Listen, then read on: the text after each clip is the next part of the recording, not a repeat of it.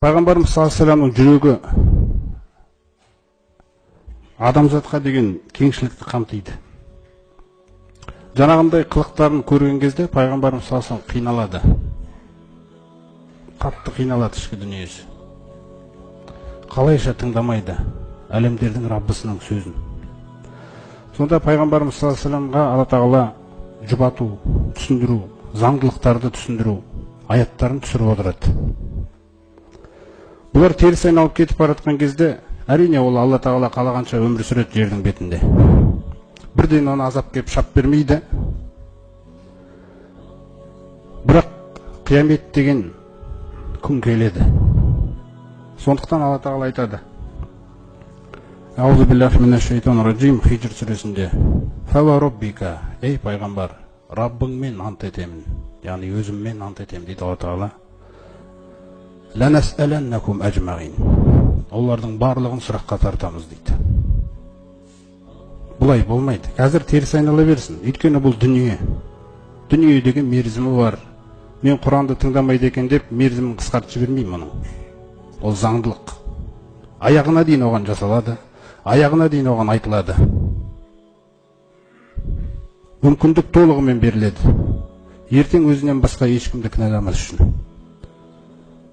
Әлбетте біз олардың барлығын жауапқа тартамыз дейді. Сұраққа тартамыз. Амма кану яъмалун. Істеп жатқан амалдары жайында сұраймыз. Бүкіл істеген амалдары жайында сұраққа тартамыз дейді. Ал сен, ей пайғамбар, фаста бима ту'мар. Өзіңе бұйырылған нәрсені бас. Қараңыз қандай мәселе. Құранды сөйлей бер. Құранды насихаттай бер. Құранмен үгіттей бер халықты. وَأَعْرِضْ عَنِ الْمُشْرِكِينَ. Қараңыздар. Және мүшриктерге мән берме деген характерді береді пайғамбарымыз саллаллаху алейхи вассалам. وَأَعْرِضْ عَنِ الْمُشْرِكِينَ. Қараңыздар. Мүшриктерге мән берме дейді. Теріс айналып кетіп бара жатқан қылығы саған әсер етпесін. Саған сөйлеп жатқан сөздер әсер етпесін. Сен жүйкеңді, психологияңды о жаққа қарай құртпа. Сенің жүйкең, сенің күш қуатың, әл қуатың барлығы дінге керек. Дінге қызмет етуге керек та. Сондықтан осындай әдемі бұйрықты береді. وَأَعْرِضْ عَنِ الْمُشْرِكِينَ. Мүшриктерге мән бермей-ақ қой дейді. Олар өзін мәнді қылып жүр жердің бетінде. Бірақ мән жоқ дейді оларға қатысты Алла тағаланың қасында ешқандай. Сен де мән бермей-ақ қой оларға. Егер де мән беріп, арттарынан қолай беретін болсаң, пайғамбарымыз саллаллаху алейхи вассалам жаңағы мысалы бір мүшрикке Құранның аятын оқып тұрса, ол теріс айналып кете береді. Пайғамбарымыз саллаллаху алейхи вассалам артынан жүреді. Тыңдашы, тыңдасаңшы, Құран ғой деп артынан жүгіреді. Ол одан сайын маңызды болады анау адам. Бұндай нәрсе жасама дейді. Ақиқат мұқтаж емес дейді оның артынан еруге. Ол ақиқат үшін жаралған. Түсіндіңіздер ғой? Ақиқат әсте мұқтаж емес. Ол ақиқатқа иілу керек. Сен сол характерді ұста. Олар сенен теріс айналатын болса, сен мән бермей-ақ қой дейді оларға. Міне Нәжм сүресіндегі жаңағы бүгінгі бастайтын аятымыз: Аузу биллахи минаш шайтанир раджим фа'арид амман тавалла ан зикрина. Ва лам юрид илля аль-хаята ад-дуnya. Ей пайғамбар,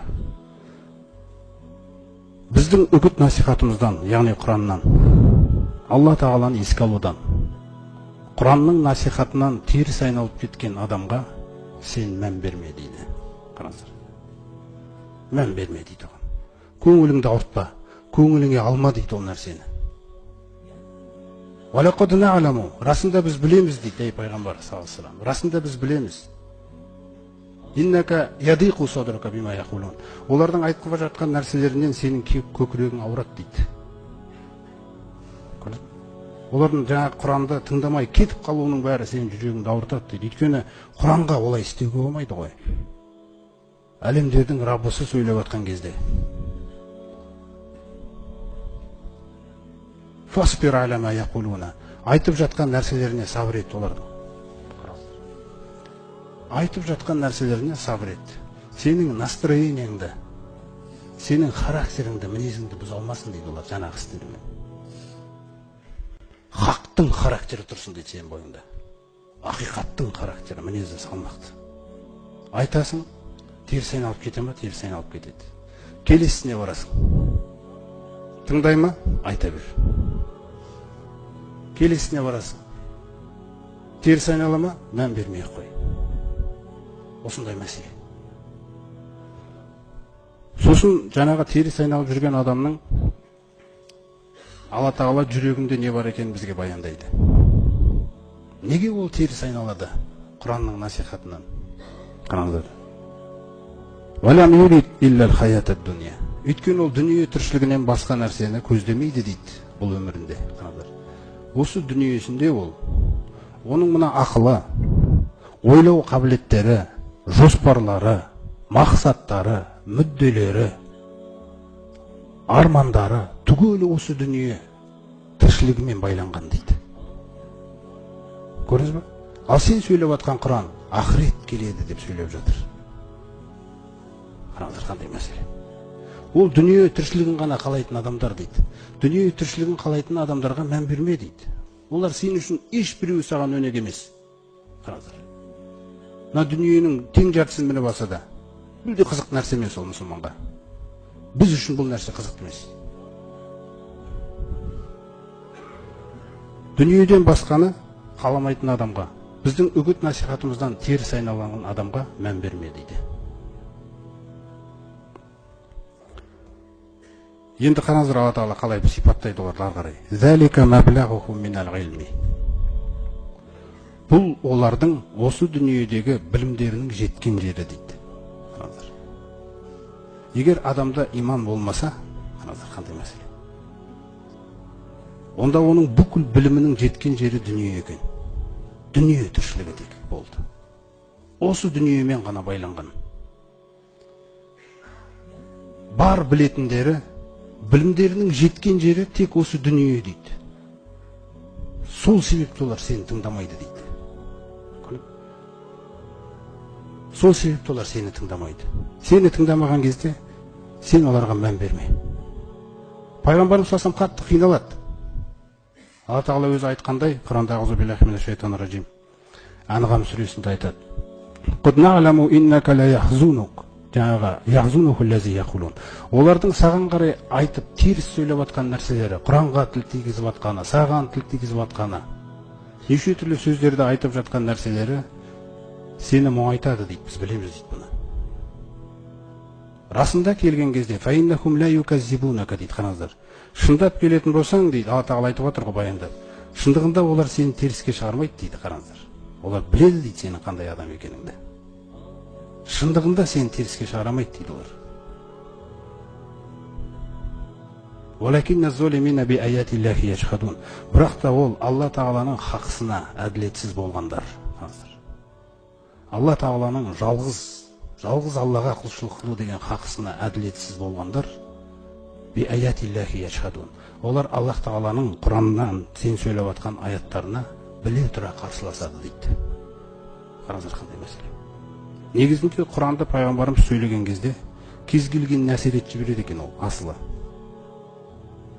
Теріс айналып кетіп қалудағы мақсаты да мына жерде ұзақ тұра берсем басқадан болып кетем ау дейді. Түсіндіңіз ба? Әл-Валид ибн Ал-Муғира деген іштеріндегі ең, мысалы жаңағы Құрайштың райханы деп баяндайды пайғамбарымыз өмір баянында. Енді бетке ұстары. Сол Валид ибн Ал-Муғира әсерленген осы Құраннан. Әсерленіп түрі өзгеріп баратқан кезде жаңа Абу Жахл ғой қасына келіп. Сізді сиқырланып қалды ма деп ойлап жатырық дейді. Қараңыздар. Сіз секілді адам мүмкін емес қой бұндай нәрсе. Сөзді қалай табады Абу Жахл? Бұл бізді қатты мұңайтуда дейді. Кім айтты мені Мұхаммедтен әсерленіп жүр деп? Қараңыздар, басталды. Түсіндіңіздер ме қандай мәселе? Міне егер де өзі Алла Тағалаға мән бермесе, Алла Тағаланың Құранына мән бермесе, ол теріс айналса, сен де мән бермей қой дейді оған. Болды. Оның қалағаны бар ғой. Ла икроха фиддин, Алла Тағала қағидасы, дінге зорлық жоқ. Егер қалаған нәрсесі дүние болса, Онда дүниені бере саламыз дейді Алла Тағала. Қара заңдылығы қандай. Дүниені қалады ма, дүниеге мінгізіп жібереміз дейді оны. Қалаған нәрсесіне қол жеткізсін дейді дүниеде. Қараңыздар қандай мәселе. Осы біліммен жаңағы өздерінің өмір сүріп жатқан кездегі жағдайларына, бүкіл сол күнгі жаңағы жағдайлары, қол жеткізген дүниелері, қол жеткізген жаңағы ғимараттары сол заманға сай. Соның бәрі оларға ғылым деп аталған. Сонда Алла Тағала түсіндіру үшін андай бір аятта айтады: "Аузу биллахи минаш шайтанир раджим. Афалам ясиру фил арди." Бұл Құрайштың мүшриктері жердің бетін кезбеп педі. Сапарға барады ғой ар жаққа. Сапарларға барып жатқан кезде жердің астына кіріп кеткен қалалар, жаңағы жердің астынан нетіп кеткен орындарды көреді, өздері әңгімелеп жүреді ол нәрселерді. Афалам ясиру фил арди. Бұлар жердің бетінде жүріп көрмеді ме? Фаянзуру. Назар салмады ма? Кайфа кана ақибатул лазина мин қаблихим. Өздерінен бұрын Алла Тағаланың хақысын мойындамағандармен не болғанын. Ауылдар жердің астында жатқан, қалалар, ғимараттар кіріп кеткен халқысымен бірге. Қараңыздар қандай мәселе.